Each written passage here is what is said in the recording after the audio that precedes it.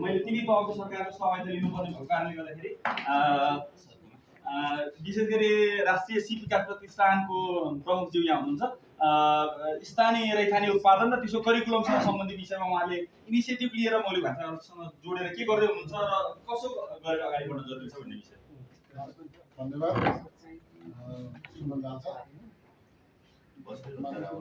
मान्य मुख्यमन्त्रीज्यू, मेयर साहबहरू र विभिन्न बुद्धिजीवी साथीहरू, अब अहिले चाहिँ हाम्रो सुमन दाल चर्चा हामी करिब 6 महिनादेखि 6-7 महिनादेखि छलफल गरेर हामीले मौलिक भाषाका यो रैथाने खानाको चाहिँ मेनुहरू चाहिँ बजारमा पस्किदिएर यसलाई प्रचार प्रसार गर्नु पर्यो भन्ने कुरा चलेपछि अब त्यसको लागि के गर्ने भन्दाखेरि पहिला करिकुलम बनाउनु पर्यो।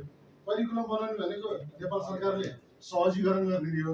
त्यसको लागि विज्ञता भनेको उहाँहरूलाई लिने, उहाँसँग बसेर उहाँले विज्ञतामा करिकुलम बनाएर उहाँसँग मिलेर तालिम सञ्चालन गर्न सक्यो भने यो रैथाने खाना यो मौलिक भाषाका अब उहाँको चाहिँ बाँझलाई चाहिँ बनाउन गरेर भएको छ। अब हाम्रो मान्छे नेपालीहरू रोजगारी खोज्दै इजरायलमा कृषि गर्न गइरहनु भएको छ। अब हाम्रो यहाँ चाहिँ नि अवसर नपाएको त्यो अपर्च्युनिटी हामीले दिन नसकेका कारणले यहाँ बेरोजगार भएकाले वैदेशिक रोजगारमा जानु परेको छ। त्यसलाई न्यूनीकरण गर्नको लागि पनि यसले चाहिँ सहयोग गर्छ र करिकुलम बनाउने र यो अहिले हामीले फुडको चाहिँ बनाउँदैछौँ रैथाने खाना बनाउने। अब त्यसपछि त्यसलाई चाहिने उत्पादन वस्तुहरू चाहिँ के हो, त्यो त्यसपछि फेरि हामीले त्यतातिर पनि कृषिको पनि आधारमा करिकुलम बनाउँछौँ। अब नारायण म पहिला सिक्युरिटी गर्ने अब नारायण सरको स्कुलमा मैले भिजिट पनि गरेँ। उहाँले ग्रेजुएसन गरिसकेपछि अभिभावकलाई तपाईँको बच्चाले यो काम जानेको छ, यदि लगन गर्नुभयो तपाईँको बच्चाले काम खोज्न जानु पर्दैन, आफैले काम गर्न सक्छ र अरूलाई काम दिन सक्छ भन्ने अभ्यास चाहिँ उहाँले सुरु गर्नुभएको छ। विद्यार्थीहरूलाई लोनको प्रोभिजन पनि राखिदिनु भएको छ। कसैले एग्रोनोमीमा, कहिले माछा पालनमा, कोही कुखुरा पालन, यसरी चाहिँ उहाँहरूको चाहिँ त्यो सिक कमाउनतिर भनेपछि त्यो विद्यार्थीले सिक्दाखेरि तिरेको त्यो फी उल्टो चाहिँ नि त्यो कमाएर एक मिनटमा चाहिँ प्रमोद पराजुली सरलाई यो राष्ट्रिय अनुभवलाई अन्तर्राष्ट्रियकरण कसरी गर्न सकिन्छ भने बहुत आइडिया भएको विज्ञका रूपमा र हाम्रो वरिष्ठ सल्लाहकार पनि हुनुभएको नाताले थोरै छुट्टै कुरा। मुख्यमन्त्रीज्यू नमस्कार, म कृष्ण प्रसाद भट्टराईको साथी हुँ। अरू सबै उपस्थित नारायण सर मेरो हेड सर हो, म उहाँको प्रोफेसर हुँ। हाम्रो रिलेसन त्यस्तो छ। यति धेरै मैले तपाईँहरूलाई नेपालको बारेमा कुरा गर्ने भनेको आमाको अगाडि मामाको वर्णन गरे जस्तो हुन्छ, तर विश्वव्यापी रूपमा के भइराखेको छ र नेपाल र हिमाली क्षेत्रमा हामीले विश्वमा देखेका केही जटिल समस्याहरूको सायद 3 देशले अहिले नयाँ तरिकाको देखाउन सक्छ। त्यसमध्ये नेपाल पहिलो हो। केन्यामा पनि यो सम्भावना छ, म त्यहाँ गएँ, र कोलम्बियामा पनि यो सम्भावना छ।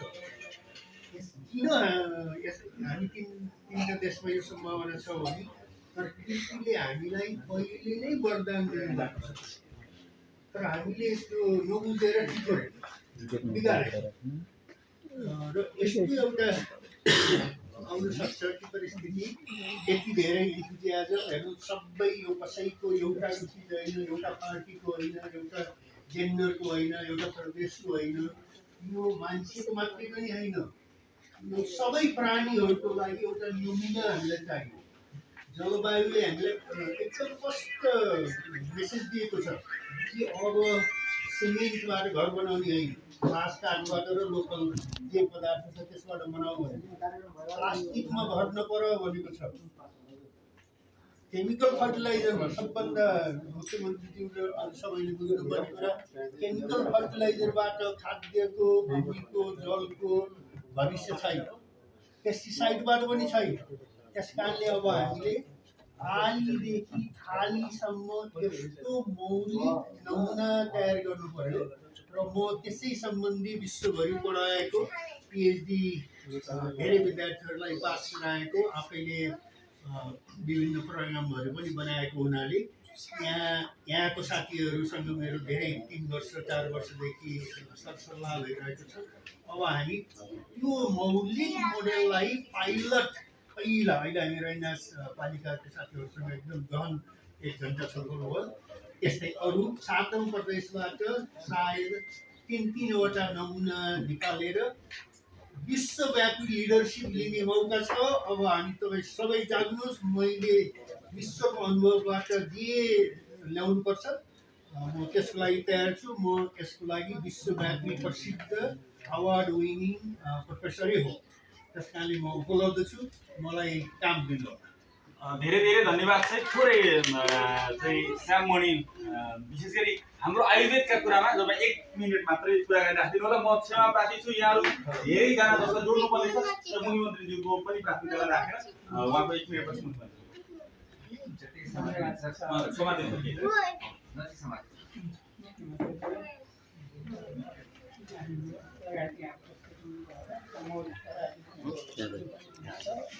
सबै मार्गदर्शन सबै कुरा हुन्छ। आयुर्वेद चिकित्साको त्यही कुराहरू संक्षेपमा राख्न चाहन्छु। हामी सबैले नजानेको कुरा मैले कहिले राख्दिनँ होला, तैपनि एउटा पिष्ट पेषण भन्छ नि, पिठो फेरि पिसे जस्तो गरेर मैले एउटा 2 कुराहरू के भने यो ल्याबबाट टेस्ट गर्ने हाम्रो कस्तो छ भन्ने पनि राम्रो हो होइन।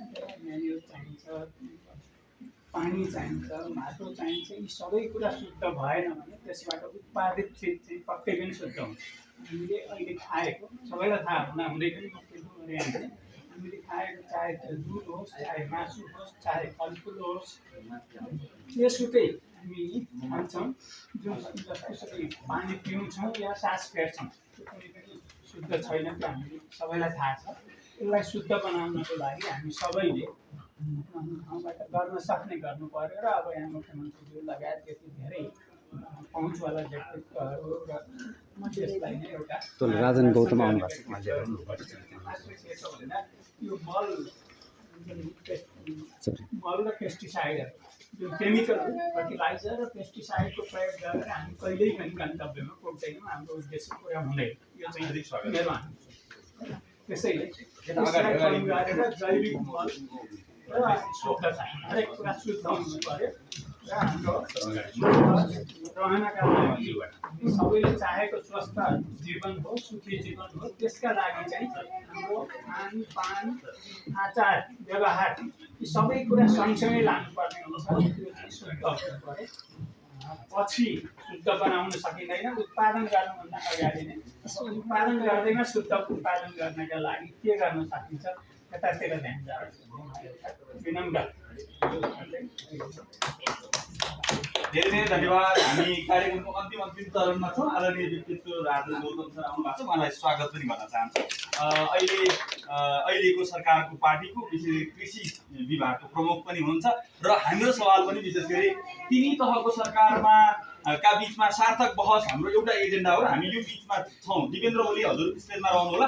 हामीसँग Guinness book of world recorder जसले एउटा 14 भाषामा विभिन्न क्यारेक्टर गर्नुभयो, आँखाले बेलुन फुलाउनु भयो, मुखले मात्र एक गर्नु जति वाद्यवादन बजाउनुहुन्छ। यसपछि त्यो प्रस्तुतिको कुरा पनि म राख्नेछु।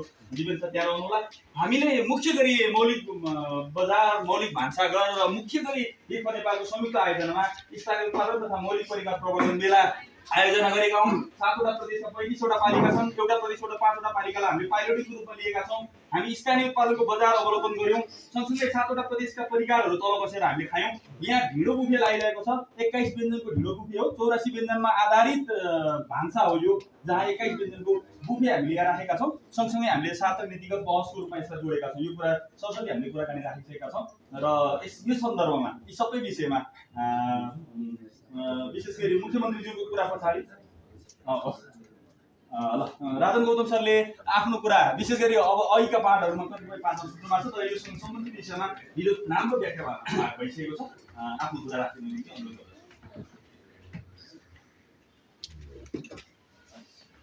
सबैलाई नमस्कार।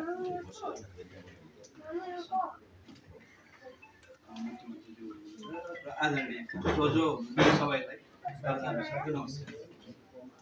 हामीले अहिले म आउँदै यहाँ पनि म सबै हामी कृषिसँगै जोडिएको तर कहाँ छुट्यौँ त्यो चाहिँ हामीलाई थाहा छ छुट्न चाहिँ छुट्यो मैले के भनेको हामी परम्परागत हिसाबको खेती प्रणालीमा पनि छैन र आधुनिक हिसाबले पनि हामीले गर्न सकिरहेका छैन जस्तो म अहिले रोटीको चराएको चामल म राइस मिलै सञ्चालन गरेर हुर्केको परिवारको सदस्य हो चामलको 2टा दाना टोकेपछि मैले त्यो स्वाद थाहा पाउँछु 2022 सालदेखि राइस मिल सञ्चालन गरेको परिवार त्यस कारण अब धेरै गरिन्छ राजनीति धेरै गरिन्छ हामी धेरै ठाउँमा बाँड्छौँ तर जति सम्पन्न भए पनि जति नै विपन्न भए पनि खाने अन्न हो उब्जिने माटोमै हामीले वस्तु बिरामी भए जचाउँछौँ मान्छे बिरामी भएर कहाँ कहाँ जान्छौँ अहिले नेपालको समग्र हिसाबले कृषि क्षेत्रका हिसाबले हामीले के गर्न पर्ने भन्ने चाहिँ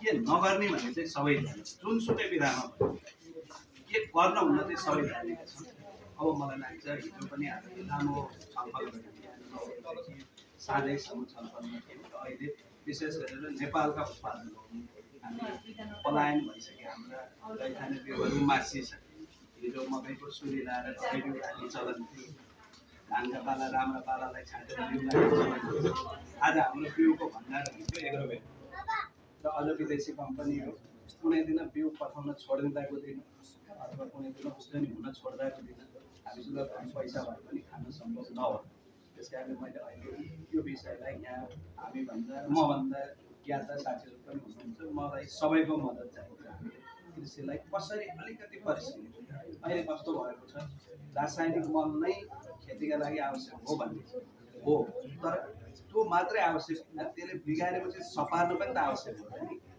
अब अहिले चाहिँ हामी एकचोटि प्रकृतितिर फर्किने हो कि अलिकति जीव जगतलाई पनि माया गर्ने हो हामी साधनमा जति धेरै रमायौँ हामी बारीमा त्यति रमाउन नसकेको हो कि खेतमा रमाउन नसकेको हो कि एकचोटि गाउँ फर्क्यो भने 2024 सालमा राजा महेन्द्रले सुरु गरेको जस्तै अब चाहिँ हामी एकचोटि खेतमा फर्किने हो कि अहिलेको युवा म जतिको उमेरको मान्छे अथवा मभन्दा साना भाइहरूलाई सोध्यो भने कसैले पनि उसको घरको सम्पत्ति जग्गाको 1 इन्च क्षेत्रफल पनि भन्न सक्दैन जग्गा कति छ तपाईँहरूको भन्नु 1.5 बिघा होला 1.5 कट्ठा होला भने ठुलो आफ्नो सम्पत्ति र हुने ठाउँ पनि छ र अहिले जमिनको मूल्य चाहिँ उत्पादकत्वले दलालीले होइन भन्छु मैले त्यो चाहिँ अहिले दलालीले जुन उत्पादकत्व नाश भएको छ जो पनि बसोबासका लागि आवश्यक हो तर त्यसको बसोबास पनि कस्तो हुनु पर्थ्यो भने कमसेकम घर बनाएपछि कोट बनाउनु मिलोस् बरेसाबारी बनाउनु मिलोस् त्यतिको त प्लटिङ गरेर भन्ने बेच्नु पर्थ्यो तर अहिले त 2 पाइला अलिकति लामो पाइला चाल्यो भने घरले सिक्री बनाएर नाफै मात्रै चाहिँ जीवन एकदिन समाप्त हुन्छ तर जगत समाप्त हुँदैन हामीले जगतलाई काम गरौँ र मैले धेरै हामी छलफलमा थियौँ धेरैजनालाई पनि देखेको छु र अरू पनि हामी जोडी र एकचोटि खाना पुग्ने देश चाहिँ मागेर खाने देश किनेर खाने देश धेरै धेरै धन्यवाद हाम्रो सांस्कृतिक रूपमा हामी कुनै प्रस्तुति थिएन हामी स्वागत मात्र गर्न चाहन्छौँ दिपेन्द्र ओलीको प्रस्तुति स्वागतका लागि विशेष गरी